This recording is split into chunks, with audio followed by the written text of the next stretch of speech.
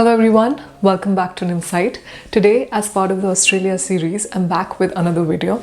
I'm going to talk about working in Australia. I'm going to cover different things such as average salary, working hours, taxes, and of course workplace culture as well, based on my experience. If you find this video helpful, make sure to subscribe. There are many more such videos related to Australia that I think could be helpful for international students and prospective migrants. You can check that out. So let's move on to today's video.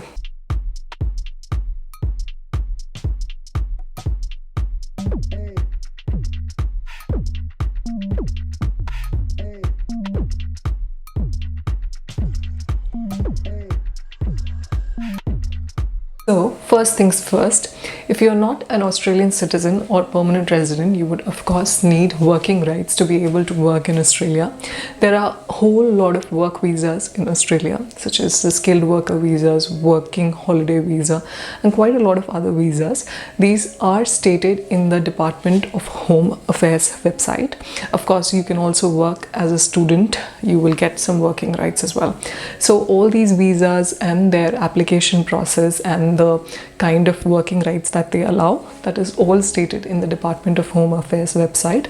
I'll place that link in the description box for those of you who don't know and want to check that out. Next part is, what are the working hours like in Australia? Now, for a full-time job, you're expected to work around 38 hours per week. Now, working hours are usually 9 to 5 in most of the organizations, but of course, it will depend in the type of industry you're working in. For some of the industries, you might be you might be working night shifts or evening shifts. So a lot depends on what kind of work you are doing. Now, usually Australia is very flexible in terms of the work hours. Like in most of the organizations, they allow you to adjust your working hours. Like in my organization itself, there are employees who are working from 8 to 4 because they have some other commitments to attend to. So that kind of attitude is allowed in most of the workplaces.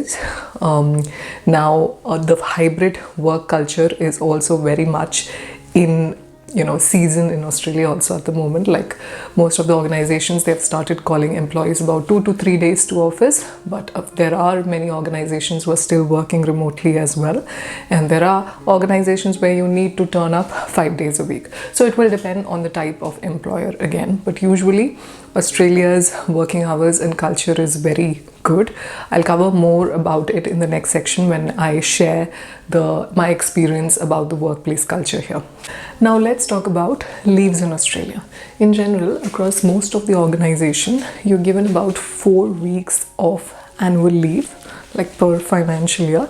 Apart from that, there are different categories of leaves, and this may differ from organization to organization, but some of them are common, like sick leave, parental leave, etc. Now, around 10 days of sick leave is given. Like in my organization, it's much more. You can take many more days of sick leave. Then there is another category called carers leave as well. So it will depend on your organization.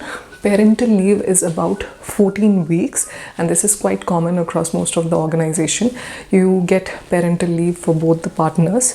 That is also negotiable, and you can talk to your employer. You can get up to an year as well, but then I think for paid parental leave, that's just about 14 weeks.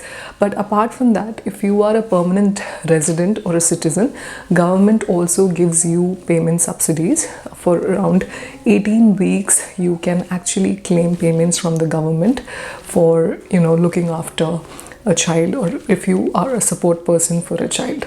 So there are these kind of benefits that are also given to permanent residents and citizens. There is a criteria though, that you should have been a permanent resident for 2 years to apply for such payments. So the leaves are also quite flexible across different organizations, and I think the leave policy is also good. Next, let's talk about the salaries and wages in Australia.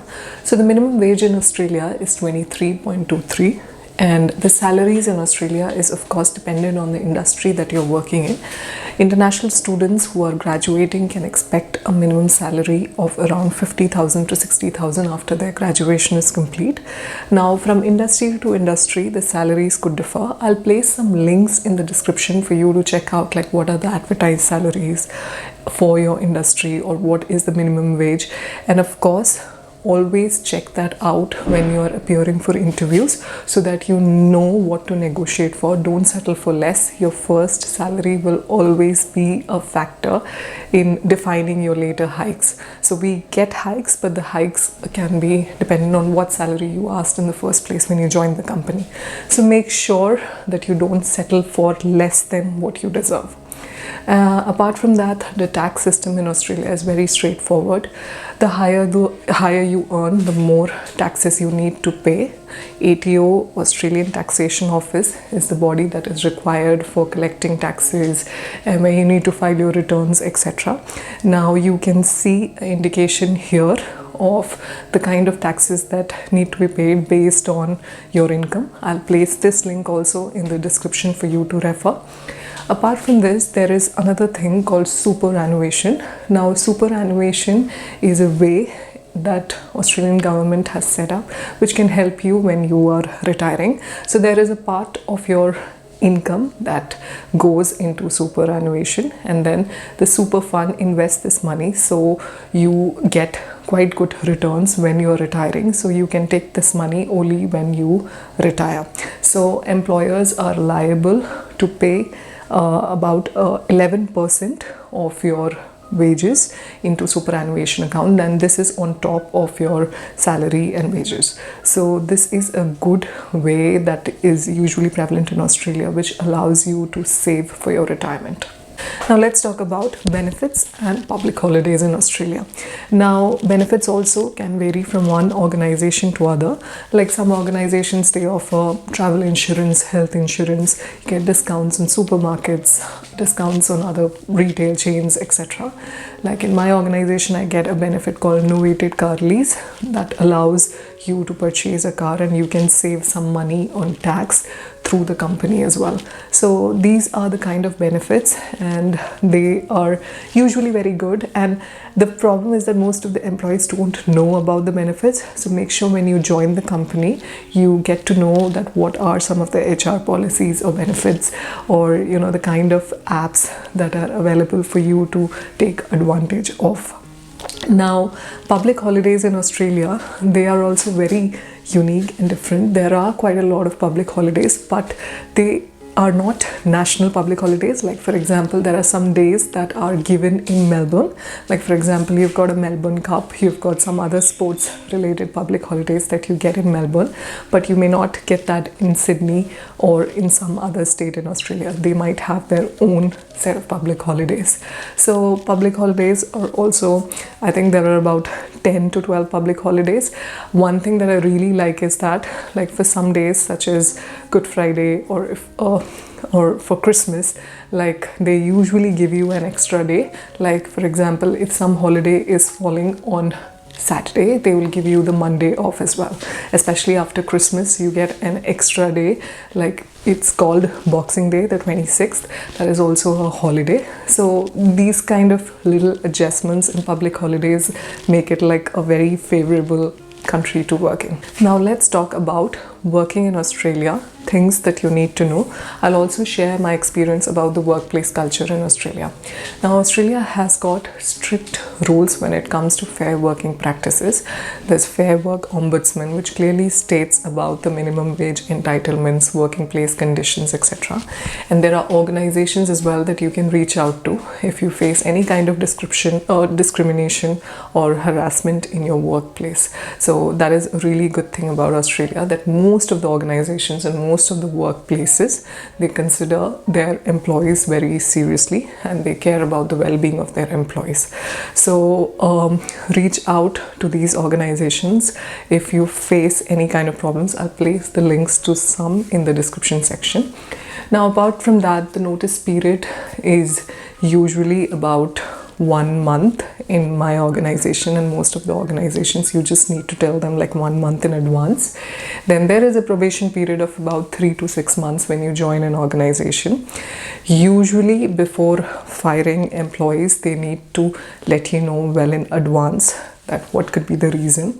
There are performance reviews that happens every year, and you need to show like how well you're performing, and based on that your salaries, bonus, your hikes, everything will depend on that. Now, let's talk about my experience so far working in Australia. My experience has been really good working in Australia.